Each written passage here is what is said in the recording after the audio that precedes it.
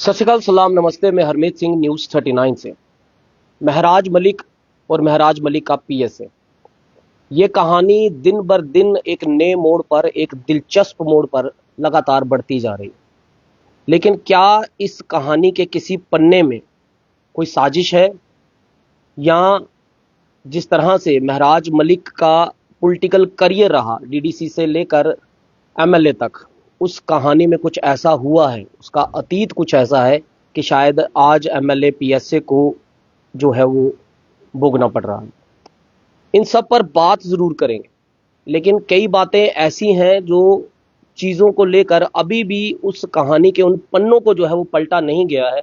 मैं कोशिश करूंगा कि आज हमारे साथ आम आदमी पार्टी की as a spokesperson Apul Singh Salathia और एमएलए डोडा महराज मलिक के पीएसए को लेकर जो लीगल टीम में जो असिस्ट कर रही हैं सीनियर काउंसिल को, उसमें भी अपूल सिंह सलातिया मैम जो है वो उसका हिस्सा है। मैम, सबसे पहला सवाल ये है कि इससे पहले कि आप मुझे सवाल करें, आई रेक्टिफाई।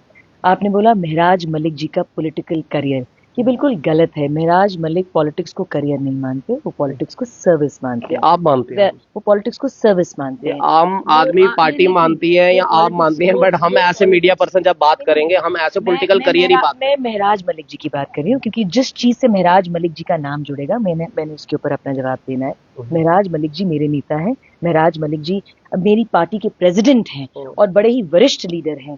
तो मेरे पार्टी प्रेसिडेंट के बारे में अगर ये स्टेटमेंट दी जाएगी कि उनका पॉलिटिकल करियर आपका लॉ हो सकता है, करियर आपका doctor, you can be a doctor by profession, you can be a scientist by profession, you can be a teacher by profession, you can be a chartered accountant by profession, but you're a politician by service. You can never be a politician by profession. तो महराज आप उनको political leader नहीं मानते? मैं उनको political leader मानती हैं या पॉलिटिकल लीडर मानती हैं? देखिए, वो एक पॉलिटिकल लीडर है, वो एक लीडर है, मगर उनके लिए पॉलिटिक्स धंधा नहीं। उनके लिए देखिए, मेरा जो धंधा है, मेरा जो पेशा है, मैं वकालत से अपनी रोजी रोटी कमाती हूँ, बट पॉलिटिक्स में मैं सर्विस के लिए आई हूँ। इसलिए महराज मलिक जी को मैं एक बहुत दिग्गज नेता मानती हूँ, महराज मलिक जी को एक बहुत ही वरिष्ठ नेता मानती हूँ, मगर मैं ये बिल्कुल इस चीज से अग्री नहीं करूंगी कि क्योंकि महराज मलिक जी खुद ये बात कहते हैं that this is not his profession. वो पॉलिटिक्स में सर्विस के लिए आए, सर्विस के लिए। ये एक स्टेटमेंट है कि महराज मलिक पॉलिटिकल लीडर हैं, बट वो पॉलिटिक्स में सर्विस के लिए आए हैं। अब इससे एक सवाल ये जुड़ जाता है कि वो पॉलिटिकल लीडर है या लीडर है। दो सवाल बन जाते हैं, क्योंकि हमने लीडर सुभाष चंद्र बोस भी देखे हैं, हमने लीडर लाल बहादुर शास्त्री भी देखे हैं। तो क्या महराज मलिक वैसे वाले लीडर हैं या महराज मलिक इलेक्शंस में जीतने वाले वो पॉलिटिकल लीडर हैं? चलो, इस बहस में हम नहीं बढ़ते। सवाल ये है, आपका सवाल का जवाब दे सकती हूँ। नहीं, अब ये इंटरव्यू काफी उसी पर बीत जाएगा मैम। मैं चाहूंगा कि हम जो मेन जो सवाल जो है, जो जनता के सवाल जो है, जो पूछने जरूरी हैं। सबसे पहला सवाल मैम मैं ये करना चाहूंगा एज ए लीगल और एज एन एडवोकेट। सबसे पहला मेरा एज एन एडवोकेट आपसे सवाल ये रहेगा, ये बात कितनी कहना सही है कि एमएलए पर जो डीसी डोडा ने जो पीएसए लगाया, वो गालियां निकाली महराज मलिक ने, तो वो पीएसए लगा? आपको लगता है कि एडमिनिस्ट्रेशन इतनी अनजान है, इतनी नादान है कि उनको नहीं पता होगा कि गालियों पे पीएसए नहीं लगता है? देखिए, मैं दो चीजें बताती हूँ आपको। सबसे पहले, पिछले 12 दिन में जम्मू कश्मीर में जितने पीएसए एक्सपर्ट्स पैदा हो चुके हैं, इट इज कमेंडेबल। कुछ लोग जो हैं, जो जानकारी पीएसए के रखते हैं, we have given some commendable interviews, मगर पीएसए के इतने जानकार हो चुके हैं पिछले 12 दिन में कि मुझे इसके बारे में कुछ बोलने की जरूरत है नहीं। दूसरा, शायद मैं अपने आप, मुझे लगता है मेरे अंदर थोड़े बहुत इतना दिमाग है कि मैं उस जो पूरे डोजिये में लिखा है, जो महराज और हमने महराज मलिक जी का क्या डिफेंस लेना है कोर्ट में, वो मैं इस लाइव इंटरव्यू पे रिवील करूंगी नहीं कि उस डोजिये में क्या गलती है, क्या गलती नहीं है। वो सारी चीजें जो हैं वो हम उजागर करेंगे कोर्ट में। तो I do not want to talk about the dossier. नहीं, मेरा सवाल वो नहीं था। आपका सवाल था कि क्या उनके ऊपर जो पीएसए लगा है वो किस वजह पे लगा है? मेरा ये सवाल था, जो ये एक इंटरप्रिटेशन या जिस तरह का नैरेटिव जो है वो मार्केट में चल रहा है, जो सोशल मीडिया पे चल रहा है कि डीसी डोडा ने इसलिए पीएसए महराज मलिक पर लगाया क्योंकि गालियां निकाली गई थी। मेरा ये सवाल है कि क्या गालियों पे पीएसए लगता है? देखिए, मैं डोजिये के बारे में तो बात करूंगी नहीं, मगर क्योंकि आपने सवाल किया है विद रिगार्ड टू दी जो गाली गलोच पे तो पीएसए लगने का सवाल ही नहीं पैदा होता। सवाल ही नहीं पैदा होता। पीएसए का कानून बड़ा क्लियर है, ठीक है, उसमें बहुत क्लियर है। और आपने डीसी डोडा ने अपने, डिप्टी कमिश्नर डोडा ने अपने डिटेंशन ऑर्डर में भी जो उन्होंने निकाला है उसमें भी बड़ा क्लियर करा हुआ है कि किस वजह से उन्होंने निकाला है, किस वजह से उन्होंने नहीं लगाया। मगर मैं वो मैं आपको नहीं बताऊंगी। I will not narrate anything what is given in the. मैं क्या कम्युनिकेशन है डॉजियर में, क्या क्या चीज मेंशन की गई है, कौन सी एफआईआर की बात हुई है, दैट इज गोइंग, जो हमारा डिफेंस होगा वो मैं बात करूंगी कोर्ट में, वो हम यहाँ पे बात नहीं करेंगे। वो हमारे जो वरिष्ठ वकील हैं वो कोर्ट में बात करेंगे। सवाल आ जाए आपके दूसरे पॉइंट पे कि मेरा क्या गालियों में पीएसए लगता है, गालियों में पीएसए नहीं लगता। और तीसरा जो मैं इसमें एक चीज ऐड करूंगी, महराज मलिक जी की गालियों से अगर किसी को प्रॉब्लम थी, I think an FIR should have been registered against him. PSA लगाने की हुआ है, डीसी डोडा ने एफआईआर तो लॉन्च की थी। एफआईआर मतलब उस पर पीएसए लगाने की कोई जरूरत थी नहीं। आपको लगता है जब हम जम्मू कश्मीर की बात करते हैं और जब हम आज के पॉलिटिकल सिनेरियो की बात करते हैं, कई ऐसे पॉलिटिकल लीडर्स हैं, जिस तरह संजय सिंह जी यहाँ पर आए, उन्होंने कहा मेरे एक दिन में 23 मुकदमे जो हैं वो जो है मेरे पर लगा दिए थे। मुलायम सिंह यादव पर जो है वो एक दिन में जो है वो 36 जो है केस उन पर जो है दर्ज कर दिए थे।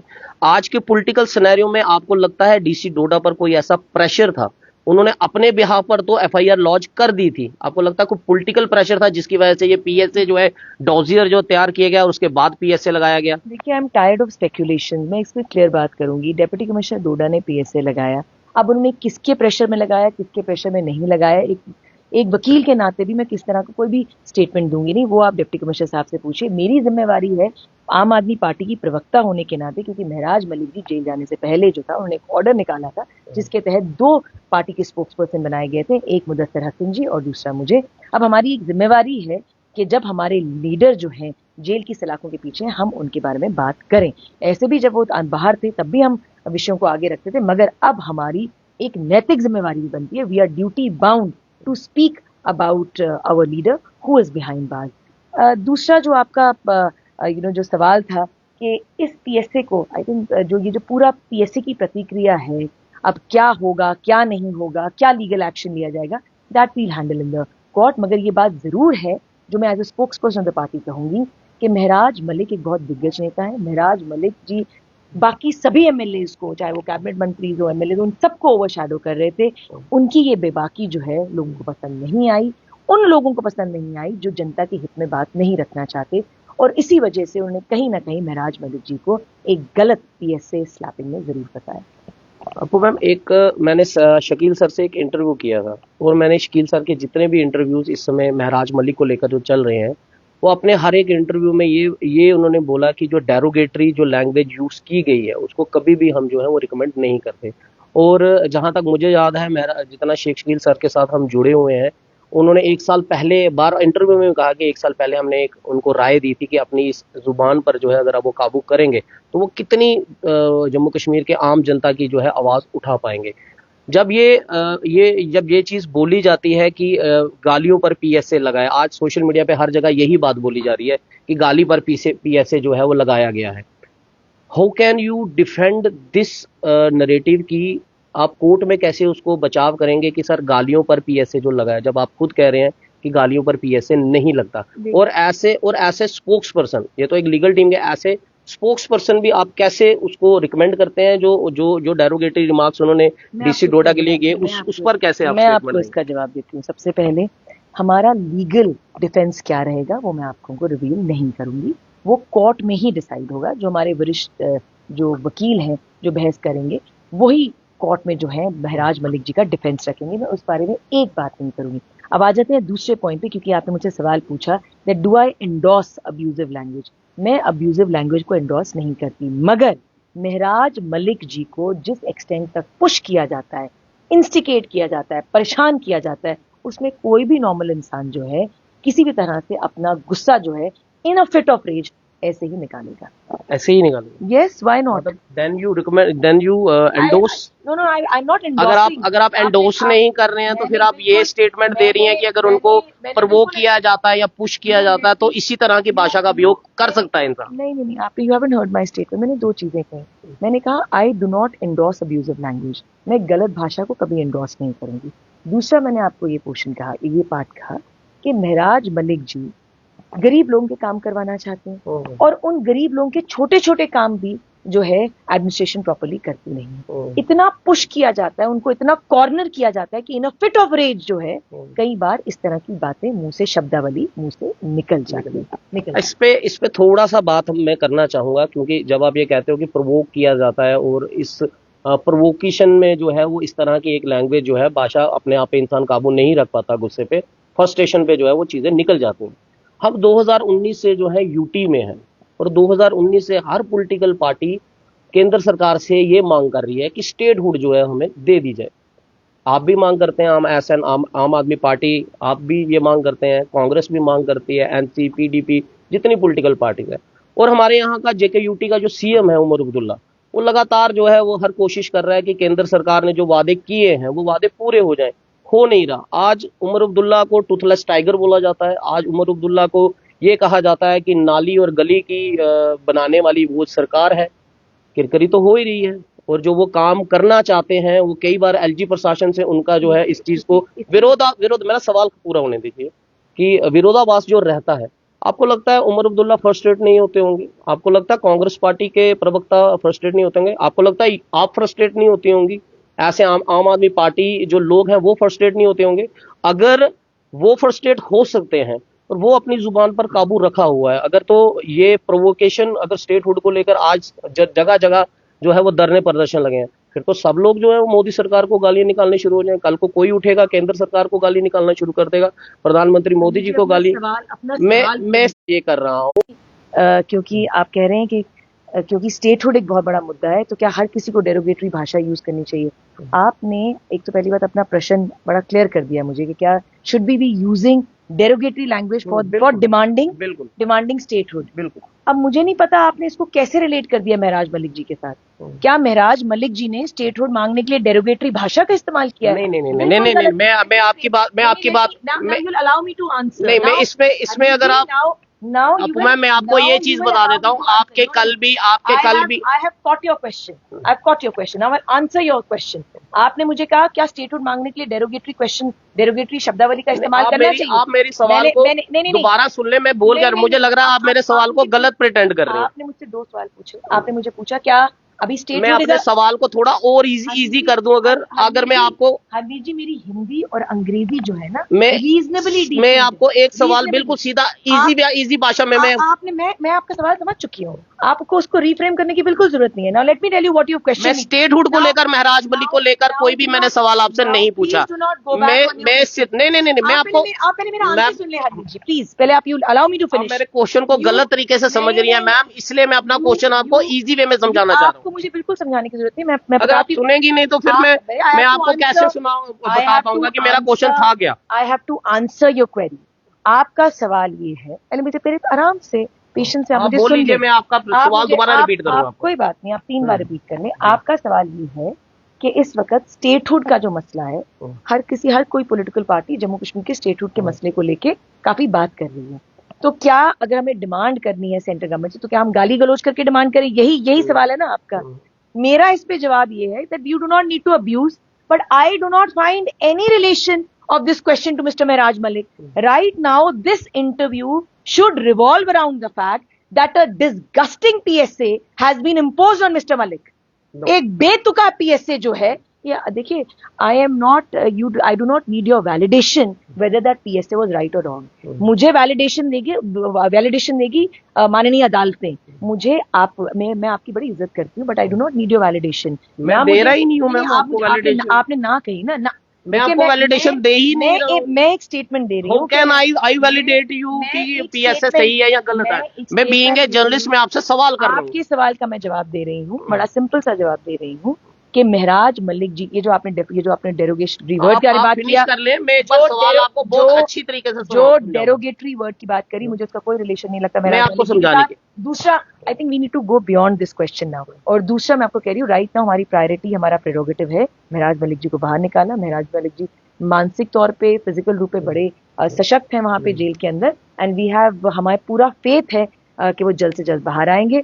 दूसरा, मैं एज अ आम आदमी पार्टी की प्रवक्ता, इस मेरे पॉलिटिकल लीडर, मेरे पार्टी के प्रेसिडेंट, हमारे दिग्गज नेता महराज मलिक जी अंदर हैं, मैं इसकी कड़ी निंदा करती हूँ। और एक वकील के नाते जो लीगल टीम में असिस्टिंग काउंसिल है, उसके बारे में मेरी क्या प्रतिक्रिया रहेगी एज अ लॉयर, वो हम जवाब देंगे बिफोर दी ऑनरेबल। मैं अपना क्वेश्चन आपसे इजी वे में पूछना चाहता हूँ, क्योंकि आपने ये कहा कि महराज मलिक जो काम जनता का करना चाहते हैं, जिन मुद्दों को वो उठाते हैं, मैं आपने जो आंसर दिए उसमें से निकाल के बता रहा हूँ। आपने कहा कि जो लोगों का वो काम करना चाहते हैं, एडमिनिस्ट्रेशन उन कामों को जो है वो कर नहीं पा रही है, करती नहीं है। बिल्कुल बिल्कुल बिल्कुल बिल्कुल बिल्कुल, मैं वही बात आपकी रिपीट कर रहा हूँ कि उनको काम किया नहीं जाता। वो बार बार जो है एडमिनिस्ट्रेशन के पास जाते हैं, बट उनके काम को सुना नहीं जाता, या वो जो बोलते हैं उसको जो है वो काटा जाता है। मेरा सवाल वो है, जिस तरह से, अगर छोटी सी एग्जांपल दे दूं, जिस तरह से महराज मलिक ने डीसी डोडा के लिए कहा था कि मैं 1 साल पहले 6 रेजोल्यूशन जो लेकर आया था, लेकिन किसी भी रेजोल्यूशन को मेरे सुना नहीं गया, जिसके बाद प्रोवोकेशन हुई और वो डेरोगेटरी मार्क्स। सुनिए सुनिए, हमीद जी, वील कट दिस शॉर्ट। आपने एक बड़ी इंपॉर्टेंट चीज है जो पीएचसी सेंटर के बारे में नहीं कही है। आपने कहा रेजोल्यूशन गया था। देखिए, let me make it very clear, the will of पूरा नहीं होने दे रही है मैम। मुझे लग रहा है आपको जल्दी जाना है, लेकिन आपको इंटरव्यू दे रहे हैं तो कम से कम थोड़ा टाइम देना चाहिए। आप पहले मेरी बात सुनिए। आपने जो स्टेटमेंट दिया ना अभी, महराज मलिक जी के ब्लॉकेट्स क्रिएट हो रही है, बिल्कुल मैं आपकी बात मैम अलो कर रहा हूँ और आपकी बात से सुन रहा हूँ। मैम पूरा सवाल तो पूरा होने दो ना। अगर आप मेरा इंटरव्यू लेने आए हो, मेरा इंटरव्यू ले रहे हो, आप मुझे एक पॉइंट तो ऐड करने दीजिए। मेरा सवाल तो पूरा होने दो मैम।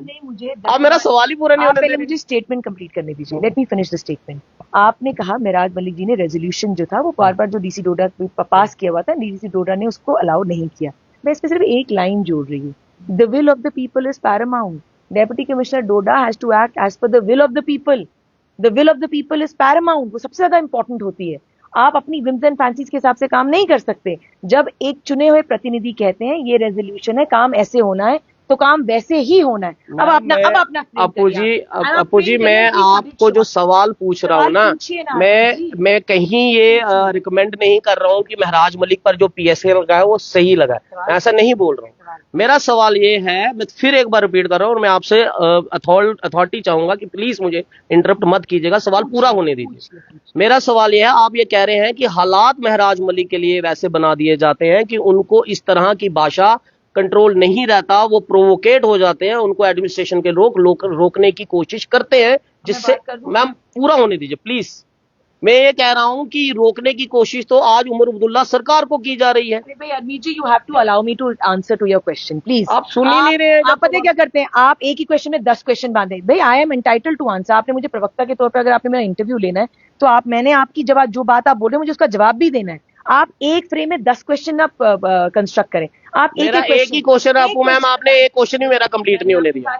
आपने मेरा एक क्वेश्चन भी कंप्लीट नहीं होने दिया। एंड सॉरी टू से कि इस तरह से अगर आपको कहीं जाना है जल्दबाजी में, अगर आप इंटरव्यू दे रहे हैं तो मैं इंटरव्यू अभी बंद कर देता हूँ, अगर आप जल्दबाजी में, क्योंकि अगर आपके पास समय नहीं है इंटरव्यू देने का, अगर आप बहुत बिजी हैं, तो मैं आपको डिस्टर्ब नहीं करना चाहूंगा। पिछले 1.5 घंटे से तो मैम मुझे, जब मैं एक सवाल पूछ रहा हूँ, आप वो सवाल कंप्लीट ही नहीं होने दे रहे हैं। ये मेरे लिए बहुत बैड एक्सपीरियंस रहेगा कि मैं आपके साथ इस तरह से इंटरव्यू कर रहा हूँ। Please don't get personal. You ask नहीं, आप बात ही नहीं करने दे रही है ma'am. Please don't get personal. मैं आपसे सिंपल से एक सवाल कर रहा हूँ, फिर रिपीट कर रहा हूँ, और फिर आपसे गुजारिश करूंगा, रोकिएगा मत, पूरा सवाल होने दीजिएगा। मैं ये कह रहा हूं कि महराज मलिक को हर एक मौके पर, कोई भी काम करना चाहता है महराज मलिक, उसको एडमिनिस्ट्रेशन रोकती है, उसको वो काम नहीं करने देती, और वो प्रोवोकेट हो जाते हैं। और वो चाहे डीसी डोडा आज के हों, चाहे डीसी डोडा पहले के हों, चाहे वो तहसीलदार हो, नैब, वो फट जाते हैं वो। ठीक है, अब मेरा सवाल सुन लीजिए।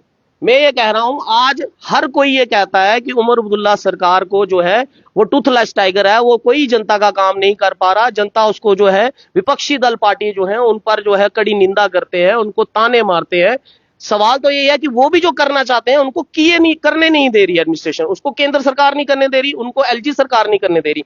मैं ये कह रहा हूं, वो भी प्रोवोकेट हो सकते हैं, वो भी फट सकते हैं, वो भी इसी तरह की डेरोगेटरी रिमार्क्स कर सकते हैं, उनको करना चाहिए। लेकिन हमने देखा नहीं कभी कि कोई भी विपक्षी दल, चाहे वो आम आदमी पार्टी हो, चाहे उमर अब्दुल्ला की कैबिनेट की कोई सरकार हो, चाहे कोई भी पॉलिटिकल पार्टी, किसी ने भी किसी बात को लेकर विरोध किया है, सड़कों पर प्रदर्शन किया है, रोज मजारे किए हैं, सड़कें ब्लॉक की हैं, लेकिन किसी ने डेरोगेटरी भाषा का यूज नहीं किया। मेरा सवाल सिंपल से इतना है, वाई महराज मलिक जो है वो इतने फ्रस्ट्रेट क्यों हो जाते हैं, वो डेरोगेटरी रिमार्क्स क्यों यूज कर देते हैं, लैंग्वेज क्यों यूज करते हैं अनपार्लियामेंट्री, जब बाकी कोई नहीं कर रहा। अब आपका सवाल बस मेरा इतना, बस that's it. Now allow me to answer. सबसे पहले मैं आपने ये जो भूमिका बांधी है इस क्वेश्चन की कि आपका यही क्वेश्चन है दैट व्हाई महराज मलिक, बाकी लोग क्यों नहीं करते।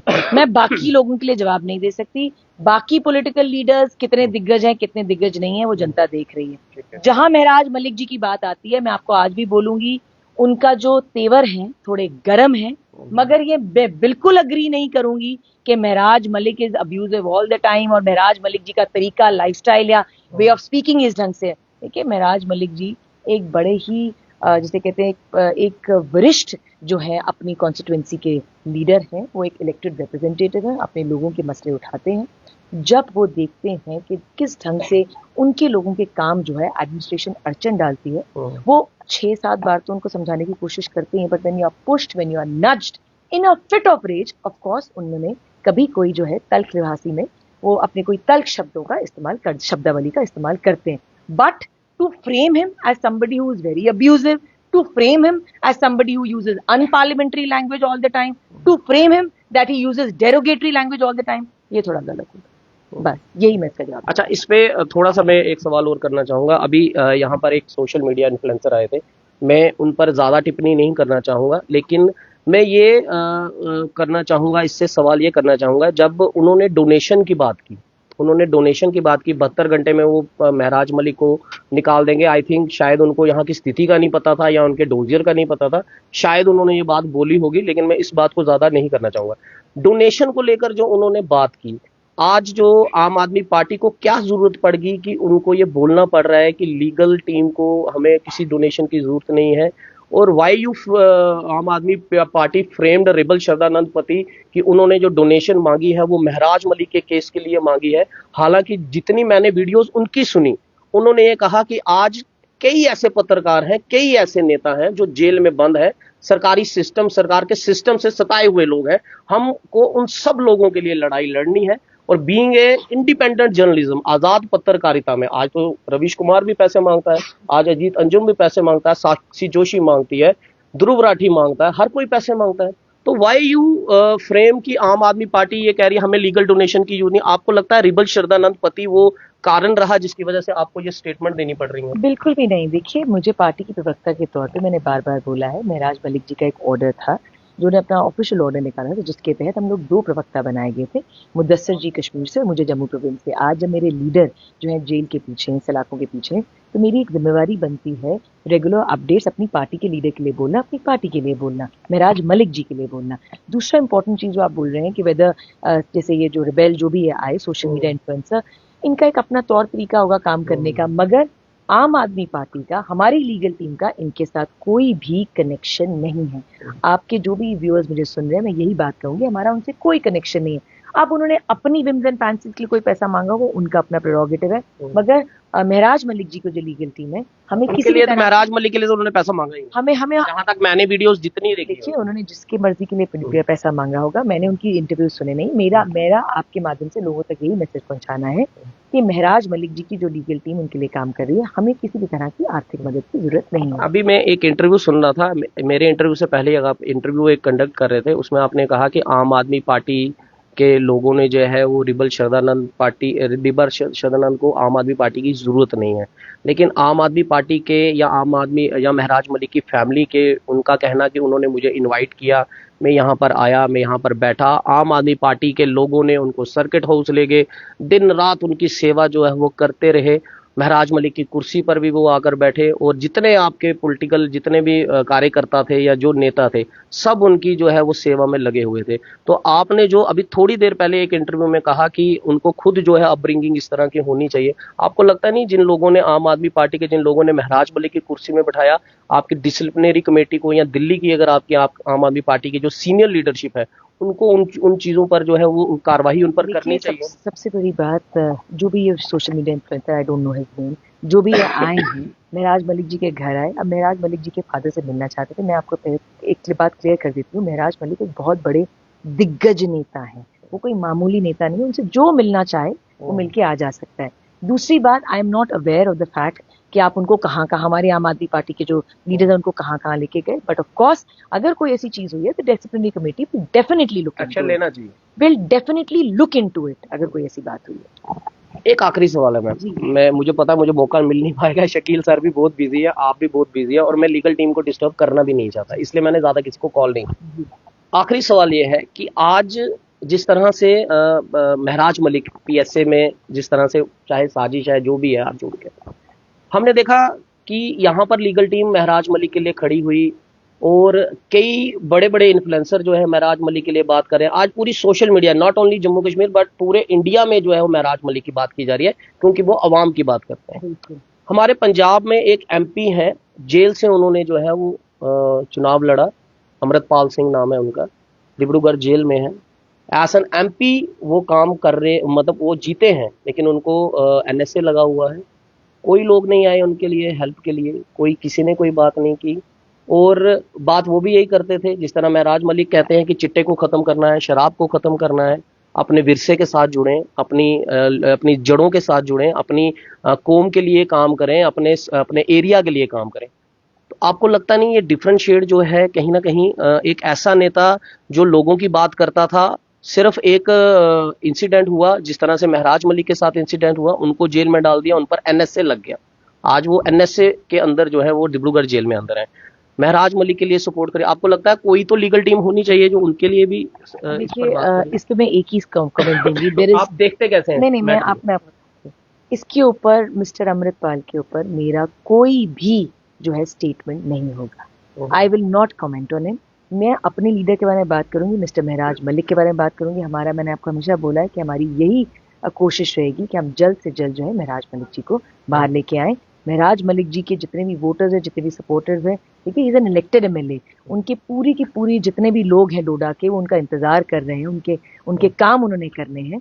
तो हमारी यही प्राथमिकता रहेगी कि अच्छे से उनका जो केस है सीनियर काउंसिल जो है वो आर्ग्यू करें, और जल्द से जल्द हम महराज मलिक जी को आखिरी सवाल है, ये जो इसमें वीडियोस जो चल रही हैं महराज मलिक की, जिसको लेकर जो सीनियर काउंसिल बार एसोसिएशन के जो प्रेसिडेंट हैं निर्मल कोतवाल, उन्होंने अपना बैक स्टेप किया इस केस को लेकर। उन्होंने कहा ऐसी वीडियोस जो है वो सर्कुलेट हो रही हैं जिसमें महराज मलिक मिलिटेंट्स को जो है वो ग्लोरीफाई कर रहे हैं, चाहे वो बुरहान मानी हो, चाहे वो अजहर मसूद हो, या फिर एक तो उन्होंने किसी ने कट करके वीडियो डाली, वो पूरी वीडियो नहीं, उसकी क्लैरिफाई है। आपको लगता है कि ये वीडियोस में जो वो बोलते हैं कि बुरहान मानी एक बहुत बड़ा ब्रांड था और महराज मलिक वही ब्रांड है, और जब इंडो पाक ने जब वार हुई और जो आतंकवादी जो ठिकानों को जो है वो ठोका गया हमारी आर्मी की तरफ से, अजहर मसूद फिर वापस आएगा, वो फिर अटैक करेगा। जो भी स्टेटमेंट्स हैं, जो भी वीडियोस वायरल हुई हैं, उनका जवाब जो है कोर्ट में दिया जाएगा।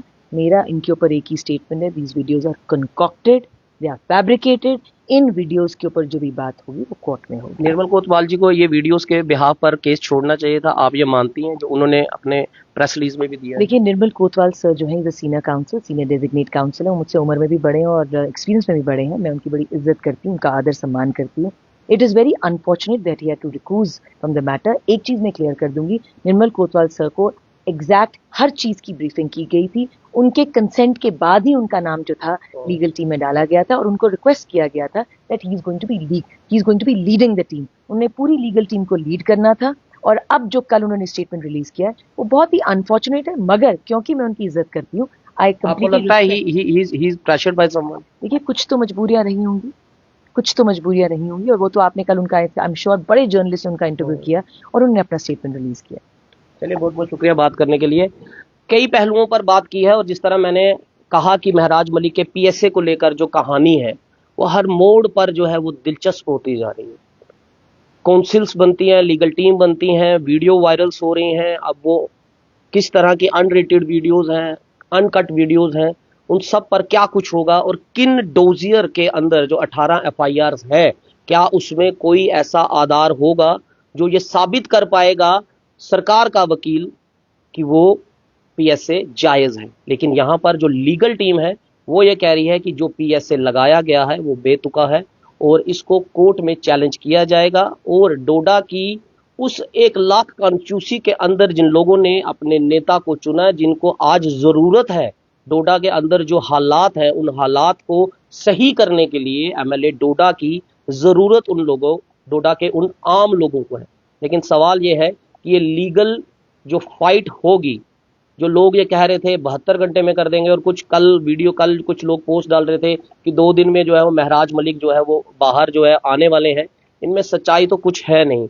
जहां तक लीगल फाइट की बात है वो तो समय बताएगा कि महराज मलिक कितनी जल्दी जो है अपने डोडा के निवासियों के साथ मिल पाएंगे। फिलहाल इस पूरे इंटरव्यू को लेकर अपना कमेंट जरूर कीजिएगा, वीडियो को शेयर जरूर कीजिएगा, और मैं अप्पू जी से एक रिक्वेस्ट जरूर करना चाहूंगा, अगर इस इंटरव्यू में अगर कुछ ऊंची नीची बात होगी तो मैं बीइंग ए लिटिल ब्रदर मैं आपसे माफी भी चाहूंगा।